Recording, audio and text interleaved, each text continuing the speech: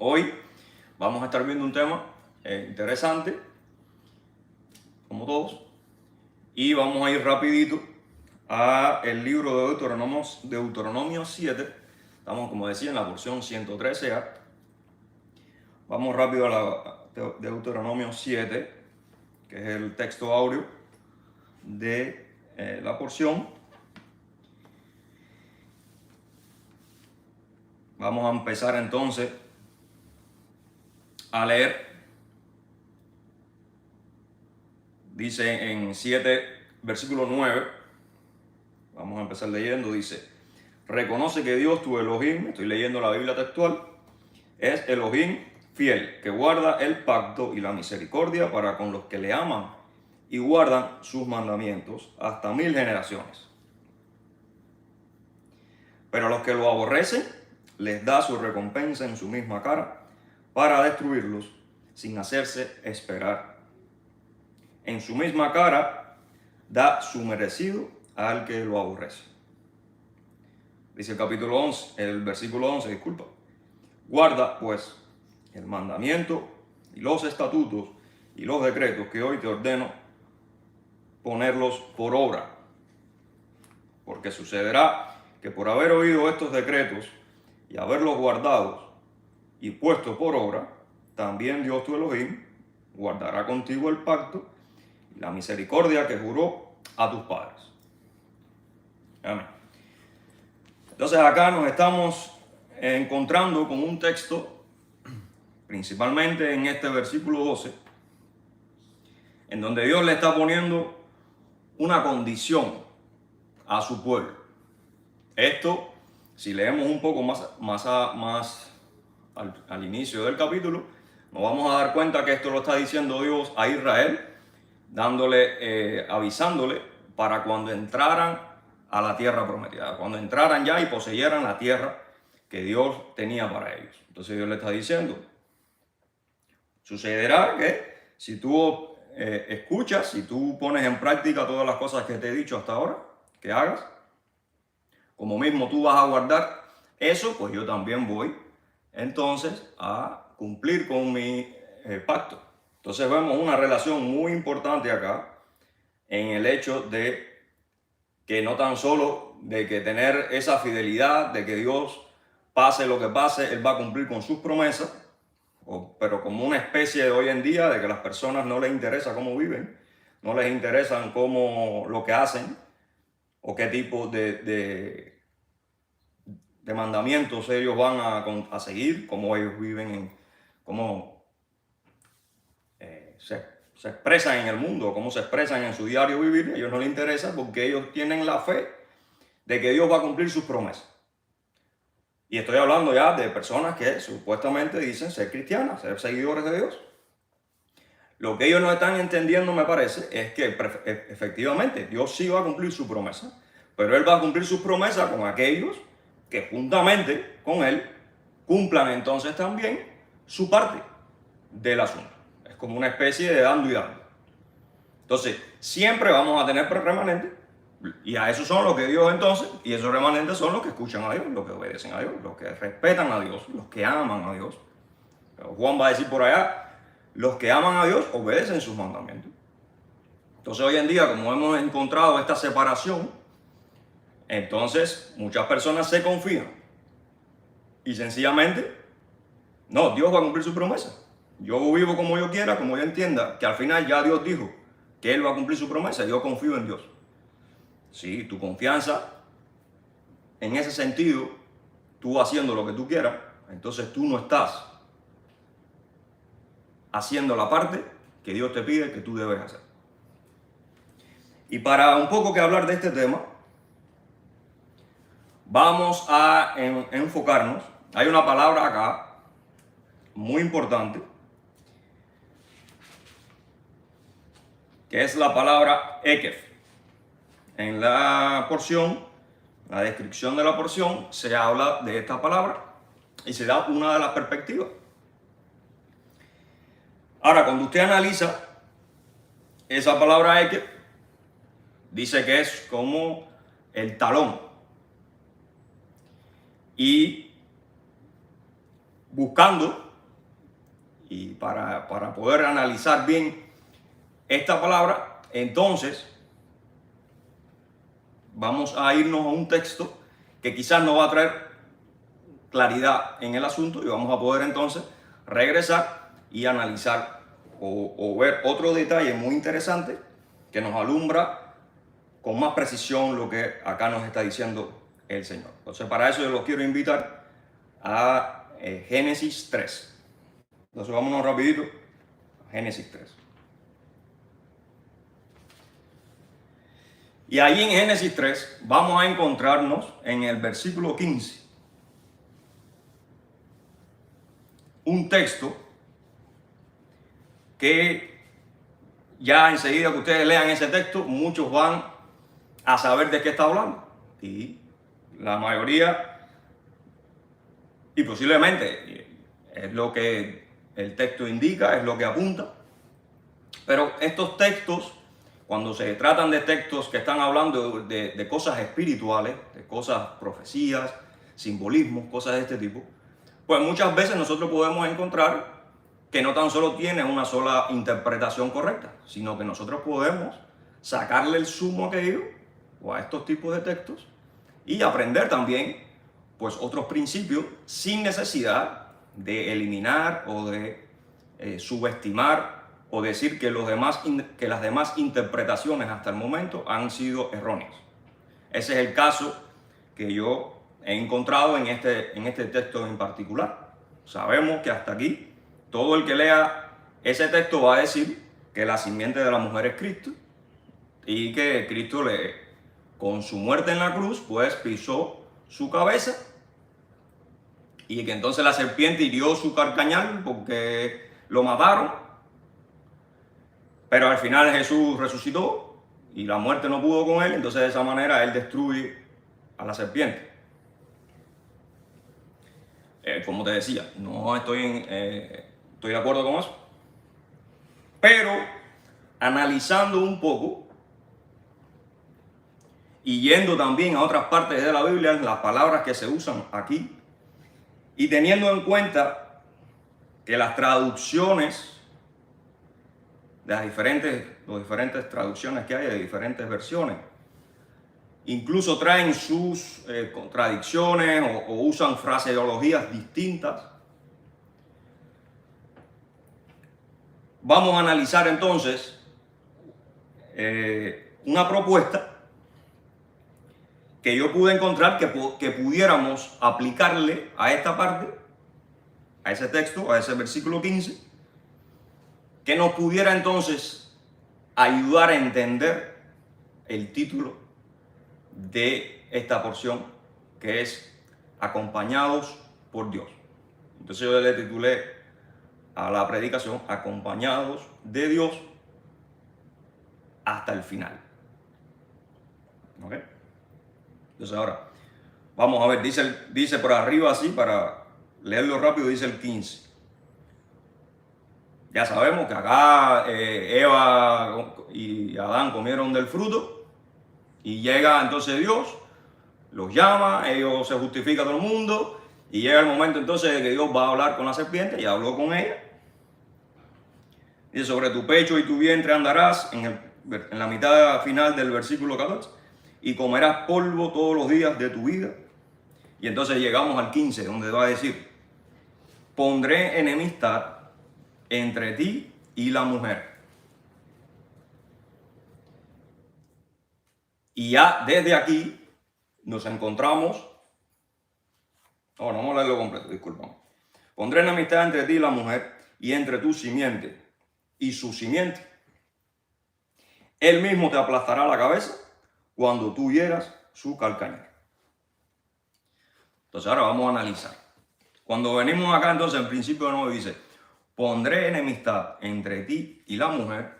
Ya vemos que acá Dios nos está enseñando y Dios nos está explicando que automáticamente, desde el preciso momento que sucede, como se conoce, esta caída del ser humano, es donde entra el pecado en la humanidad por la desobediencia y por haber desobedecido aquel único mandamiento o aquella única Torá o ley que Dios le había puesto, por así decirle, de no comer aquel fruto del conocimiento del bien y del mal, surge entonces, y a través de la manipulación de la serpiente, y asumiendo que la serpiente era Satanás, como se enseña, vemos que la serpiente manipula a Eva. Eva o la mujer se deja arrastrar por aquello que ella le estaba diciendo, o sea, la serpiente. Hay una conversación acá donde la serpiente maneja el lenguaje y termina entonces convenciendo a la mujer o dándole ciertas informaciones y ciertas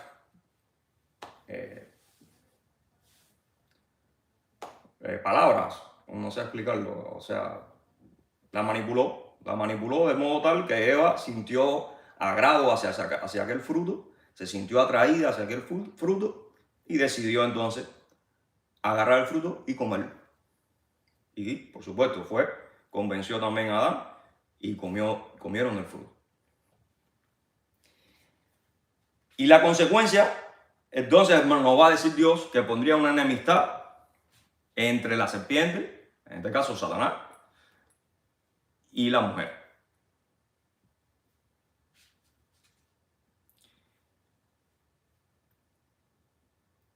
Y aquí entonces vemos cómo comienza esta guerra campal, por así llamarlo, que hemos visto a lo largo de la historia de la humanidad, que muchas veces uno se pregunta, wow, pero ¿hasta cuándo es esto? ¿Por qué siempre hay una historia diferente? ¿Por qué siempre hay un problema distinto? ¿Cuándo se acaban los problemas entre los seres humanos? Y vemos que eso no va a terminar nunca. Y acá el texto nos alumbra, desde que en ese momento Dios dijo, a partir de ahora va a haber una separación en el mundo. Y va a decir más adelante, y entre tu simiente y su simiente. O sea, los herederos, aquellas semillas que iban a ser esparcidas, que tendrían la identidad de la serpiente, aquellos que manipularían, aquellos que manejarían y harían su propia voluntad o la voluntad de cualquier cosa menos de la de Dios, y la serpiente y la simiente de la mujer. Entonces aquí vemos ya esa primera división en donde van a haber un bando que va a responder los intereses de Satanás y otro bando que no. Ahora va a decir al final de ese versículo, dice, y aquí estoy en total desacuerdo con la traducción que le da la Biblia textual, porque me pareció que ya ellos le han dado a ese texto aquí una traducción inclinado totalmente a que la única interpretación que puede existir de ese texto es que Jesús es la simiente que se está refiriendo, lo cual ya te dije que puede ser. Pero cuando tú analizas el texto en hebreo, me gustaría que tú dejaras abierto esa traducción para que nosotros también podamos sacar todo lo que podamos del texto, o podamos ver todas las riquezas del texto. Porque si ya esa se conoce que es una de las, posiblemente la fundamental, la más importante de todas, pero por algo Dios o por algo el texto a través de la historia nos ha llegado, incluso en hebreo, con cierta dificultad para traducirlo. Entonces, ¿por qué tú me lo quieres obligatoriamente encerrarme el texto hacia una traducción específica? No me lo encierres, déjamelo abierto, déjame que yo me desarrolle. Entonces, él te va a poner, como te lo pone en la Biblia textual, él mismo te aplastará la cabeza. Eso no lo dice así. Cuando tú hieras, fíjate, cuando tú hieras su calcañar, eso no lo dice en hebreo. Ahí no dice en hebreo eso. En todo caso, lo que pudiéramos analizar Y en primer lugar quisiera aclarar algo. El hebreo, principalmente este hebreo antiguo, es conocido que se usa principalmente para explicar aquellas cosas espirituales, se usa mucho simbolismo del cuerpo humano, o se usa mucho simbolismo para explicar las cosas espirituales, por supuesto, del hombre, pues se van a usar cosas del cuerpo. Por ejemplo, para decir que el alma, como le llaman algunos, sabemos que no es alma, pero para hablar del cuerpo viviente, de una vida, o sea, una vida viviente o un cuerpo viviente, se usa la palabra nefesh, por ejemplo. ¿Qué es lo que es el nefesh? Bueno, el nefesh es el cuello. Entonces, sabemos, y entonces tú dirás, bueno, pero ¿qué tiene que ver el cuello con la vida? Bueno, mucho. Porque cuando el cuello es cortado, cuando no existe cuello, ahí no va a haber vida. Usted nunca va a ver una persona caminando sin cabeza. Puede ser un robot, pero una persona, eso no lo vas a ver nunca.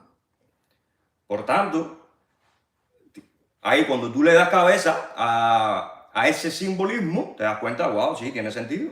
O sea, el nefesh puede ser, sí, un cuerpo viviente, tiene vida. ¿Verdad? Como mismo, otras partes del cuerpo van a simbolizar o se pueden usar para simbolizar verdades de la parte material y espiritual. Es por esto, y por eso fue que yo vine desde Deuteronomio hasta acá,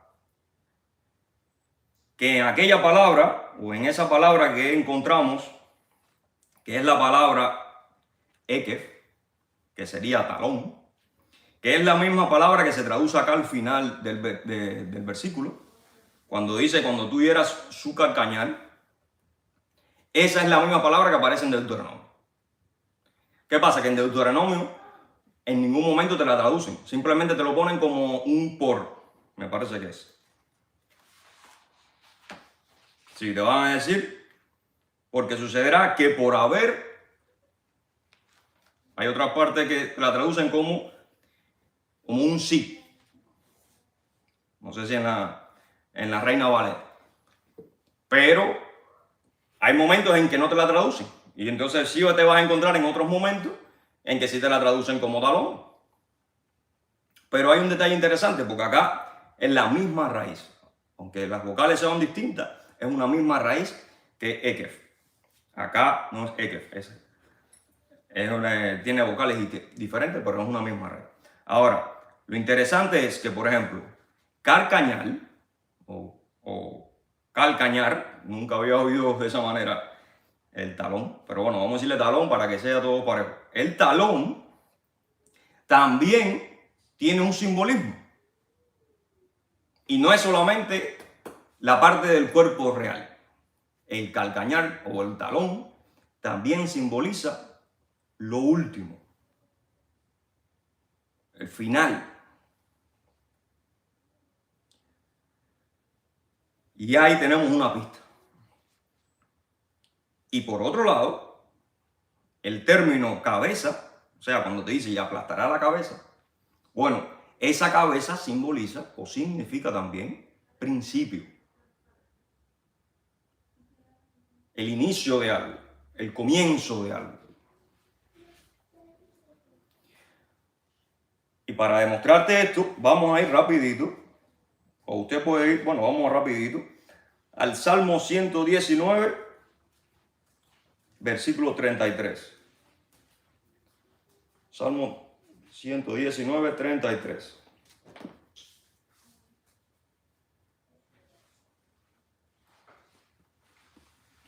Y fíjate que va a decir Salmo 119, versículo 33, en adelante va a decir, enséñame, oh Dios, el camino de tus estatutos, y lo guardaré hasta el fin. Interesantemente, ese hasta el fin es la palabra que estamos analizando, la palabra ekef. Entonces, con esto te estoy demostrando que como mismo se usa para talón y en muchos otros lugares en la Biblia lo vas a ver así. Entonces acá ellos están conscientes de que también se puede o se usaba de esa manera. Como mismo Rosh, y para, si quieres ver o analizar un ejemplo de Rosh, puedes ir o podemos ir rápido a Génesis 2:10. Génesis 2:10 va a decir, y para que ustedes vean lo complejo que a veces se vuelve el tema de la traducción. Dice, un río sale de Edén para regar el paraíso y de allí se divide en 4 cauces. Bueno, ese cauces es la palabra Rosh, lo que está en plural, Roshanim o Roshaim. E interesantemente en la Reina Valera le ponen brazos. Fíjense ustedes, brazos. No tiene nada que ver. Ahí dice Roshaim. Significa que sale el río del Edén para regar el paraíso y de allí se divide en 4 cabezas, o sea, en 4 comienzos, porque ahí es donde comienza el río. Ahí fue donde empezó la cosa, él se dividió y son 4 comienzos. Pero no te lo traducen así.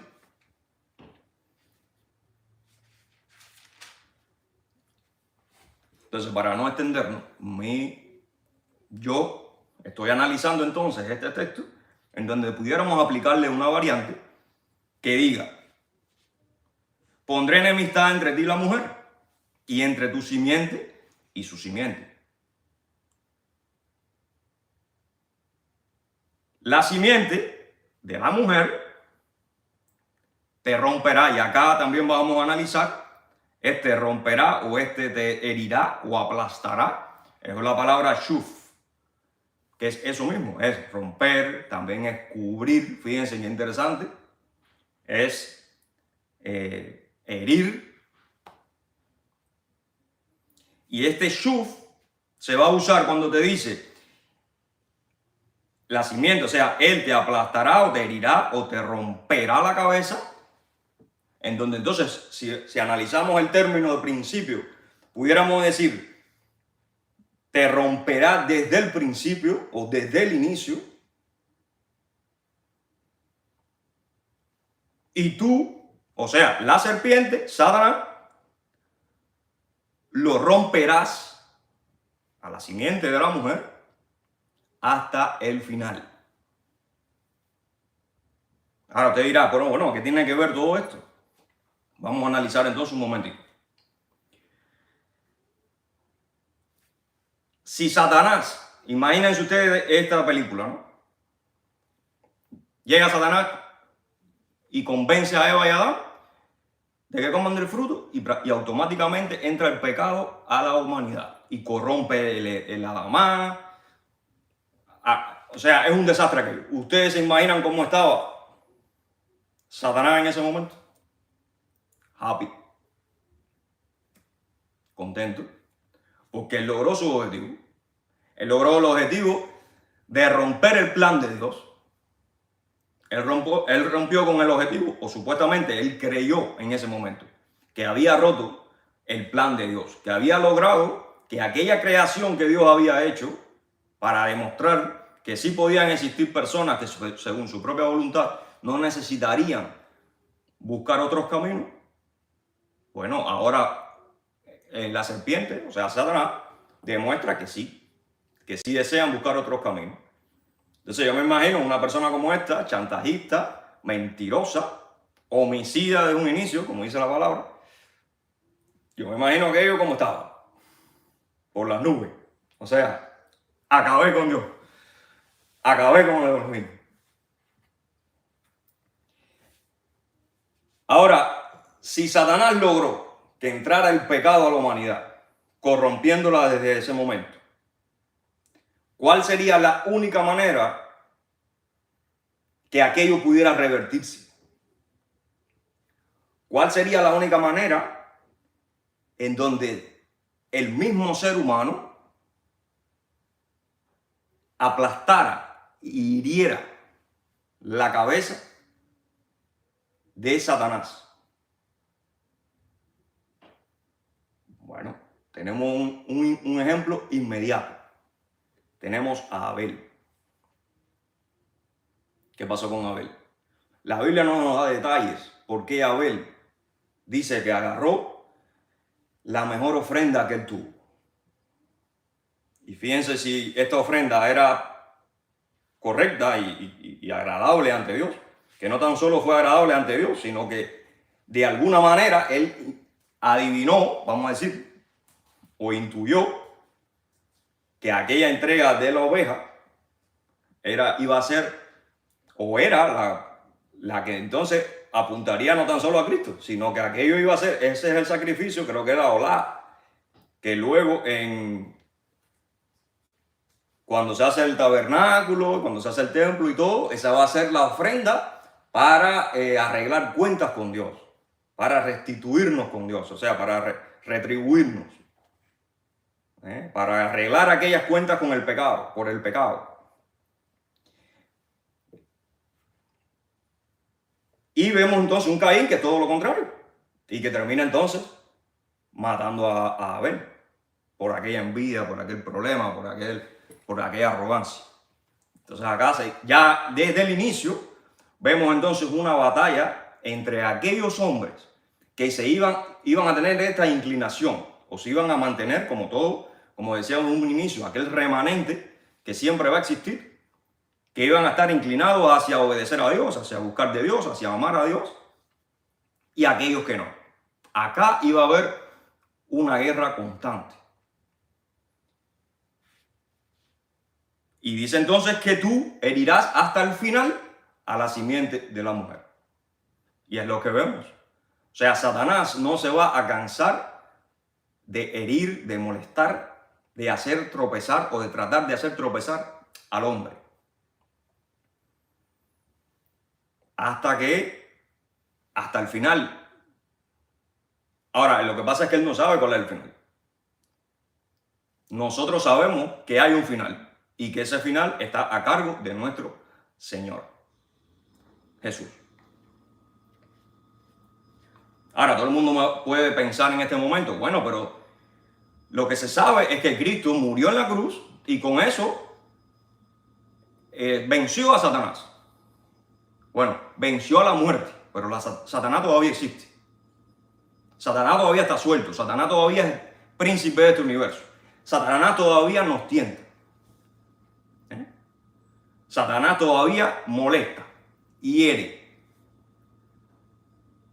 Con esto no quiere decir que Jesús no venció a la muerte. Sí la venció, por supuesto. Pero lo que te quiero decir es que la maldad todavía existe. O sea que todavía no ha sido eliminada del todo. Y a esto es a lo que yo creo. Y esto es lo que yo veo en este texto, por ejemplo.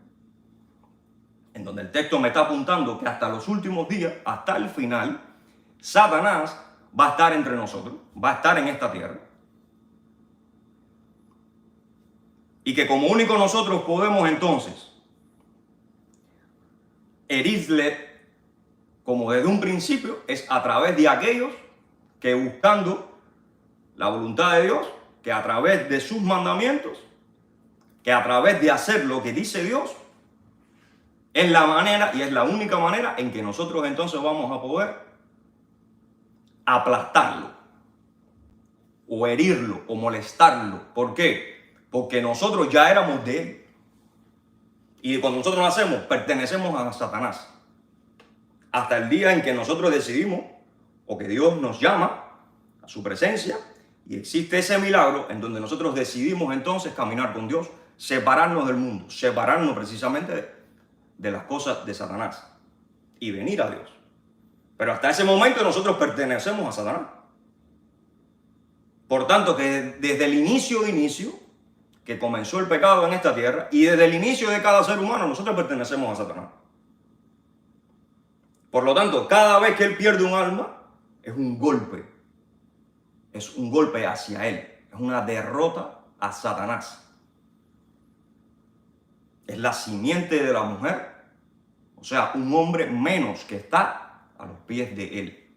Y de esa manera, nosotros vamos aplastándolo, hiriéndolo. Cuando él pensó desde un inicio que todos íbamos a permanecer en el estatus decaído, surgieron y siguieron surgiendo hombres que su intención o que en un momento determinado Dios los llamó, se arrepintieron, interactuaron con Dios, siguieron sus mandamientos, no flaquearon y se han mantenido firmes con el Señor, según la voluntad del Señor, no según su propia voluntad, porque eso es lo mismo que Satanás quiere. Satanás no quiere que tú lo alabes a él, ni que tú te conectes con él, ni que tú seas hijo de él. Satanás lo único que quiere es que tú razones por tu propia cuenta, apartando a Dios de todo asunto. Y que tú tomes tus propias decisiones. Y que tú conozcas el bien y el mal según tu criterio, o según el criterio de otro, menos de Dios. Entonces, en ese sentido, desde un inicio nunca ha dejado de haber remanente, personas que aman a Dios. Y a través de ese inicio nosotros hemos lastimado a Satanás cuando él pensó que estaba ganando. Aquellas personas que han seguido a Dios, sean las que sean, le han dado una, como dicen los mexicanos, una cachetada, una bofetada a Satanás, porque él pensó que había ganado en aquel momento. ¿Y qué es lo que enseña entonces Dios? Te está diciendo. Y él, porque fíjate que cuando va a hablar de la simiente de la mujer, habla de esa simiente. Pero cuando se refiere a Satanás, dice que él va a herir, va a molestar hasta el final. Eso no va a parar. Hasta que Dios, Cristo, lo elimine completamente. Y nosotros lleguemos a la presencia de Cristo, en donde ya no va a haber sufrimiento, ni va a haber muerte. Y es por esto que me gustaría que para culminar, bueno, vamos a Deuteronomio, rapidito, a ver si entonces ahora podemos analizar el texto desde esa perspectiva. Y fíjense cómo va a decir. Entonces vamos a leer desde el 11.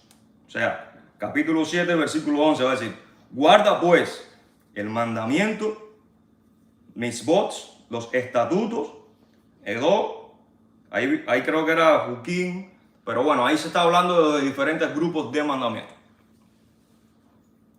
No recuerdo exactamente. Y los decretos que hoy te ordeno a ponerlos por obra, pero al final de la jornada es todo lo que Dios le ha dicho a Israel que haga. Y esa es la clave. Aunque sean grupos distintos de los mandamientos, eso es lo que Dios dice y eso es lo que nosotros tenemos que tratar de por lo menos hacer. Siempre que esté en nuestras manos. Dice el 12, porque sucederá que por haber oído, y ahí entonces por haber, ahí lo que aparece es Ekef. Entonces, ¿qué vamos a hacer aquí? Vamos a poner como Ekef, como talón, vamos a poner hasta el fin, para ver qué sale. Va a decir entonces, porque sucederá que hasta el fin, si oí estos decretos y los guardas y los pones por obra, también Dios guardará contigo el pacto y la misericordia que juró a tus padres. Por eso cuando usted va al Apocalipsis está llena de citas a los vencedores, aquellos que vencieron hasta el final, aquellos que hasta el último momento obedecieron a Dios, hicieron buenas obras, se comportaron como según Dios dice que debemos comportarnos. Pero siempre mencionando la justicia, mencionando las obras, las buenas obras. Y las buenas obras todos sabemos que es los mandamientos. Como mismo la justicia es el conocer lo correcto y lo incorrecto. Y que lo correcto es lo que dice Dios. Todo eso también tiene que ver con los mandamientos.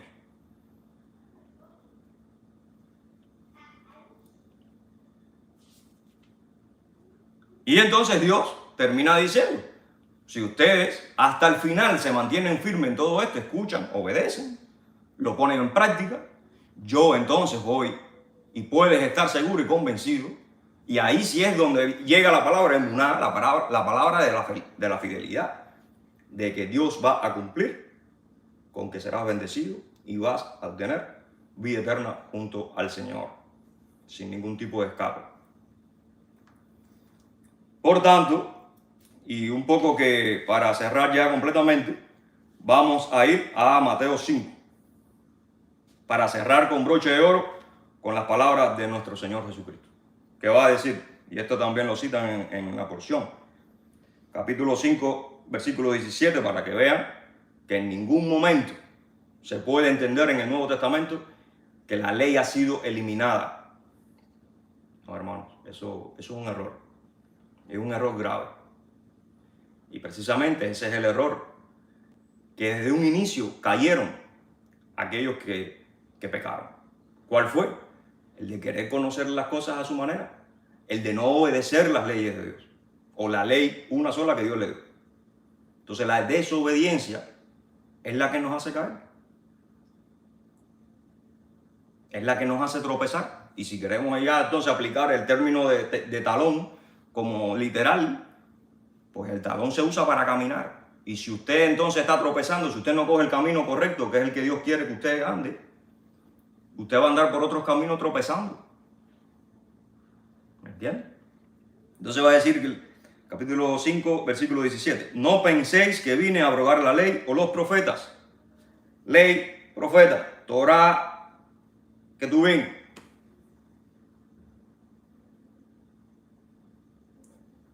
No vine a romper la ley de los profetas. No vine a eliminar eso. Y yo no sé cómo la gente entiende esto, pero los Nevi'im, mejor dicho. No vine para eliminarla o abrogarla, dice acá, sino para cumplirla. Todo el mundo interpreta que cumplirla ahí es que ya él la cumplió y ya se acabó ahí. No tiene nada que ver. Dice para cumplirla, que él la puso en práctica, él la puso en práctica como buenas obras. Porque si no fuera pecador.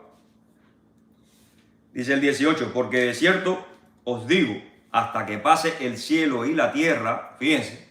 Entonces, ¿cómo tú me vas a decir que Dios o que Jesús vino a abrogarla, a eliminarla? Si aquí mismo Él te viene a decir que hasta que pase el cielo y la tierra, de ningún modo pasará una iot, o sea, la letrica más chiquita del alfabeto, ni un trazo de letra de la ley hasta que todo se cumpla. O sea, si Jesús te lo está diciendo, que la ley no va a dejar hasta los últimos tiempos. ¿Por qué? Porque el objetivo de la ley es precisamente que el hombre la ponga en práctica para que se aparte del mal, se aparte de los caminos de Satanás, para que deje de pertenecer a su reino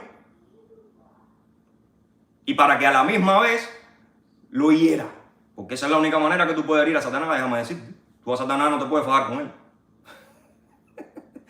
Satanás, tú no te puedes fajar con Satanás.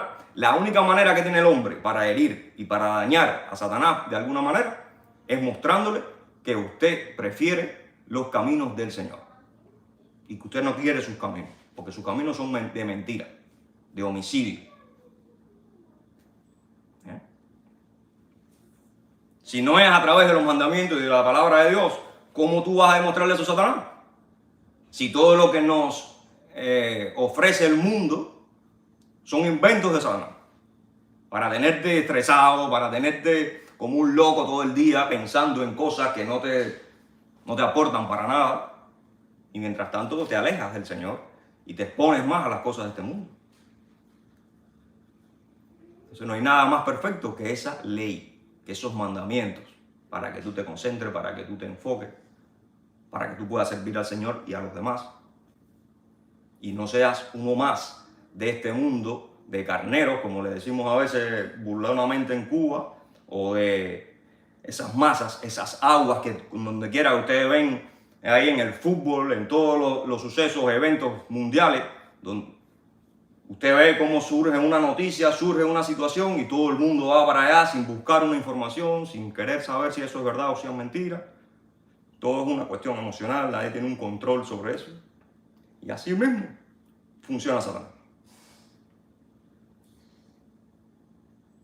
Dice el 19, por tanto, cualquiera que suprima uno solo de estos mandamientos más pequeños y así enseña a los hombres, muy pequeño será llamado en el reino de los cielos. Pero cualquiera que los practique y enseñe, este será llamado grande en el reino de los cielos.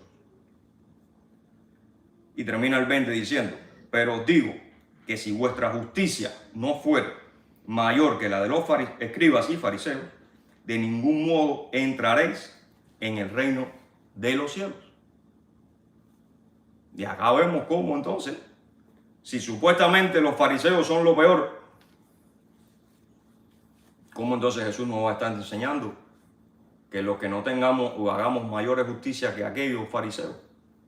O sea, comparándonos, no podrán entrar, escucha, no podrán entrar al reino de los cielos. Está fuerte. Y sabemos que aquellos fariseos principalmente ponían este tipo de carga en cuanto a los mandamientos, eran enfermizos en cuanto a ese tema. Aunque, por lo menos en el aspecto de enseñanza, aunque quizás ellos no lo llevaran a la práctica correctamente todo el tiempo. Entonces, con esto los quiero dejar, con esto en mente. O sea, el llamado de Cristo es que nos mantengamos firmes en sus mandamientos. No se deje confundir por nadie. No se deje engañar. No asuma el evangelio como una cosa sin sustancia, como una cosa simplemente espiritual en el sentido de así que no tenemos cómo aterrizarlo. Sí hay cómo aterrizarlo y se aterriza a través de los mandamientos del Señor, que Él mismo cuando vino a esta tierra los cumplió, los practicó, los llevó a obra. Y Él mismo nos dijo que como mismo Él había hecho con nosotros hiciéramos así, que nosotros imitásemos al Señor, como mismo Pablo dijo, como yo imito a Cristo, ustedes imítenme.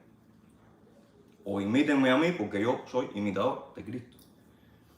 Como vemos a través de los evangelios, si usted ve sin prejuicio, cómo constantemente ellos estuvieron firmes en los mandamientos, sí, arreglando todo aquello que a través de los líderes, a través de aquellos fariseos que se habían corrompido, habían hecho sus ajustes, sus cambios a sus maneras. Eso sí, tenemos que investigar, tenemos que seguir buscando.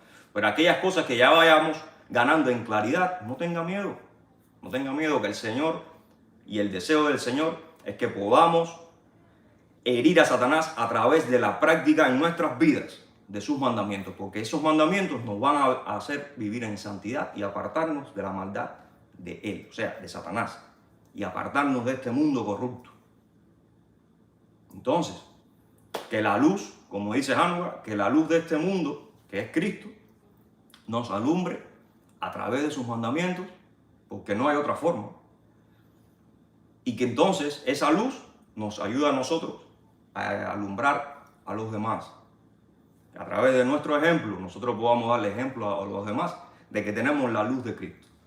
Para de esa manera estar firmes hasta el final y lograr la tan esperada salvación o tan esperada aquella corona de la vida, y que seamos escritos en el libro del Señor para siempre.